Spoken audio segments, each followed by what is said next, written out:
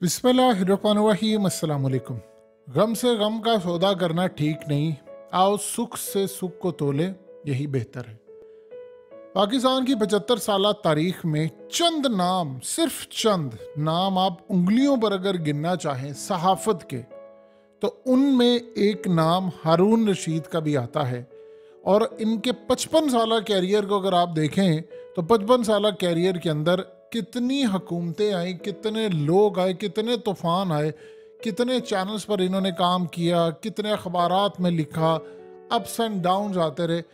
लेकिन ज़िंदगी का मामला ये है कि आज तक इन्होंने डट कर हुकूमती ईवानों के ख़िलाफ़ लिखा, हर किसी के ख़िलाफ़ लिखा।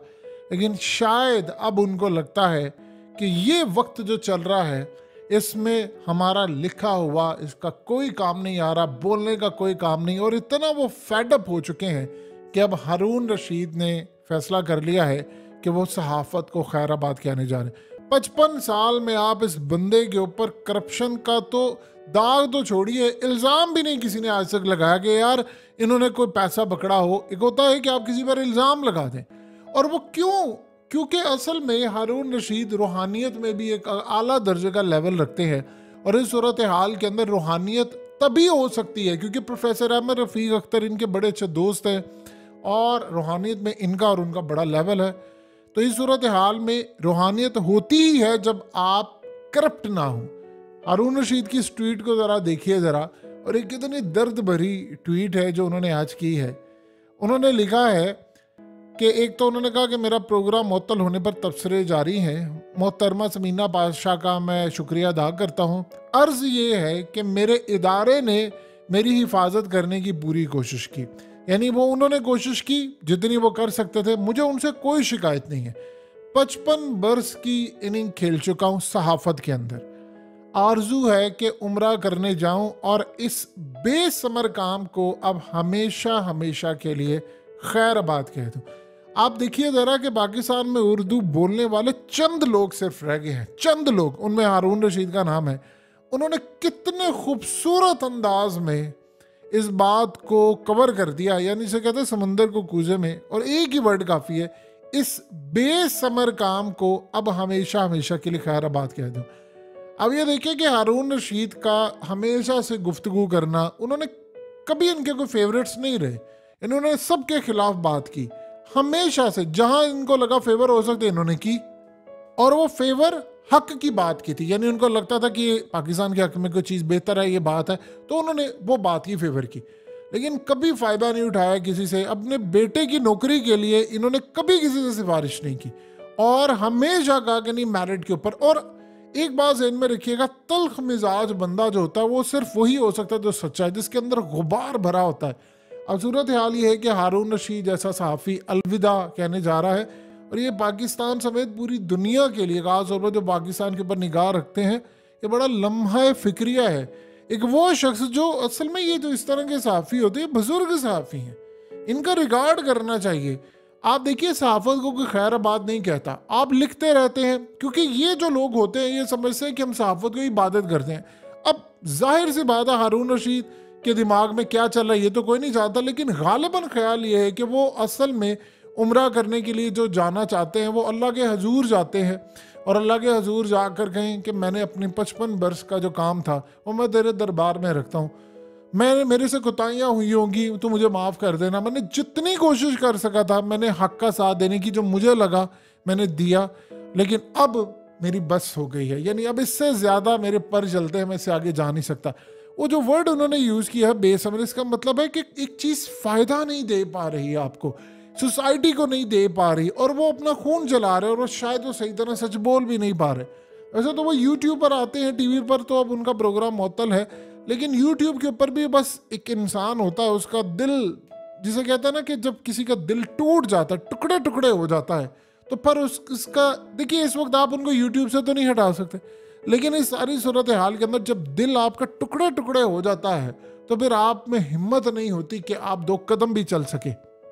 वरना याद रखिएगा दुनिया के अंदर सहाफ़त ख़त्म नहीं होती। हारून रशीद आज भी यानी गुफ्तगू करते हैं, आवाज़ उनकी इतनी ज़बरदस्त है कि आप बात करें सामने वाले को बोलने ना दे, दलाइल उनके पास इतने ज़्यादा।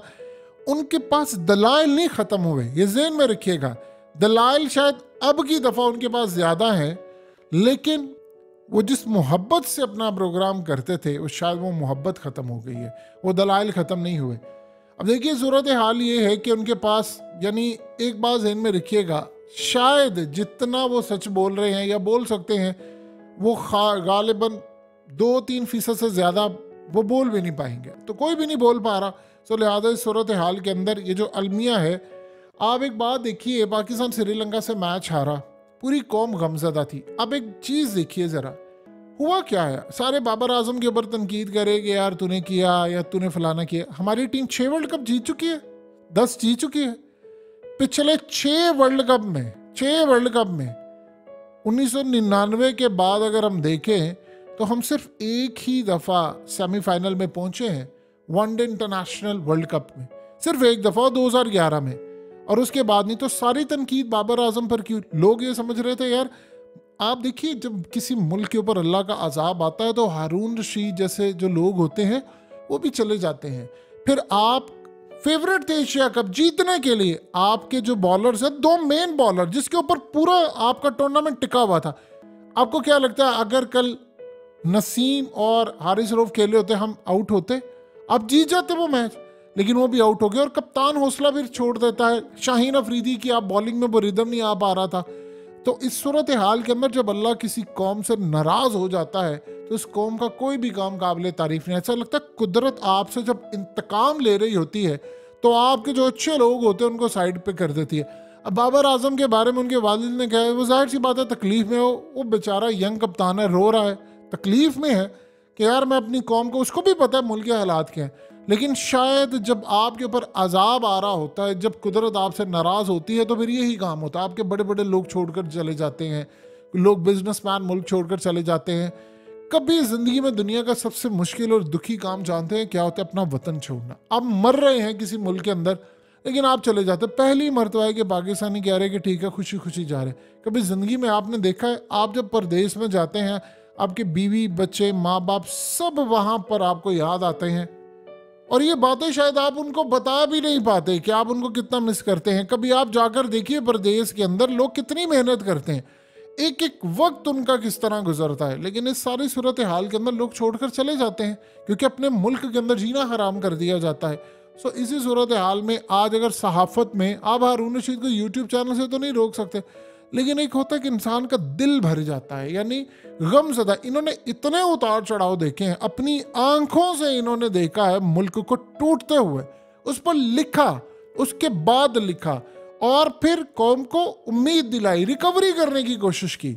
लेकिन शायद अब वो रिकवरी करते करते करते उनके जो बॉडी के सेल्स हैं वो अब शायद उस लेवल पर आ गए हैं कि उनको खुद रिकवरी की ज़रूरत है, क्योंकि उसमें गम जो है वो इतना ज़्यादा जब भर जाता है। देखिए आप किसी शख्स को मारेंगे, आप किसी शख्स को ज़दोगोब करें, वो शायद उसके घाव भर जाते हैं, लेकिन जब दिलों के ऊपर जंग लग जाए या दिल में जो गम भर जाते हैं वो फिर बड़ा मुश्किल होता है। पाकिस्तानी कौम का बहुत बुरा टाइम चल रहा है। आप ये देखें कि कौम में कभी भी एक दिन में बर्बाद नहीं थी और हम उठेंगे भी एक दिन में नहीं। हमें आज अगर तहिया कर लें तो आपको कम अज़ कम आपको 50 साल चाहिए, और 50 साल में हमारी 2-3 जनरेशन्स निकल जाएंगी। आप अफ़गानिस्तान की मिसाल देख लें। अब अफ़गानिस्तान के अंदर 6 लाख जो पाकिस्तान में रहने वाले थे वो अफ़गानिस्तान मुंतकिल हो गए। ऐसा ऐसा और भी हो रहे हैं, दुनिया से लोग आ रहे हैं, लेकिन उन्होंने टाइम देखिए कितना काटा। 40-50 साल के करीब उनकी वहाँ पर जंगे और खाना जंगी रही है। तो उस 40-50 साल में 2-3 जनरेशन तो तबाह हो गई, कुछ मर गए उधर ही, कुछ किसका दिल करता है अपना मुल्क, पहाड़ों को भी छोड़ने का किसका दिल करता है?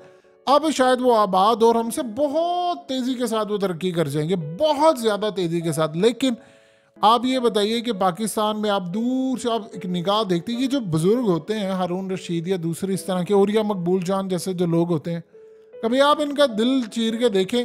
जो ये सच लिखते हैं वो सिर्फ 1.5-2% ही लिख सकते हैं, उसके अलावा जो इनके दिलों में सच होता है वो शायद बयान भी नहीं कर सकते। तो अब हारून रशीद जैसा एक काबिल तरीन इंसान जिस पर कभी ज़िंदगी में करप्शन का दाग तो छोड़िए, कभी उस बंदे पर इल्ज़ाम भी नहीं, इनकी फैमिली पर नहीं लगा है, इनकी औलाद पर नहीं लगा, क्योंकि वो लेगेसी छोड़कर जा रहे हैं। रूहानियत आप हासिल कर ही नहीं सकते जब तक आप करप्शन से पाक नहीं होते, तो इस सूरत हाल में उन्होंने अपने ज़ाहिर सी बात है कि अल्लाह से सिलसिला रखा, तो उनकी तहरीरों में नज़र आता है, इनके गुफ्तगू में, लेकिन शायद अब वो सहाफ़त से रुखसत हो रहे हैं और वही समझ रहे हैं कि मैं अल्लाह के हजूर जाकर अपना मुकदमा पेश करके और इसको खैराबाद कह दूंगा।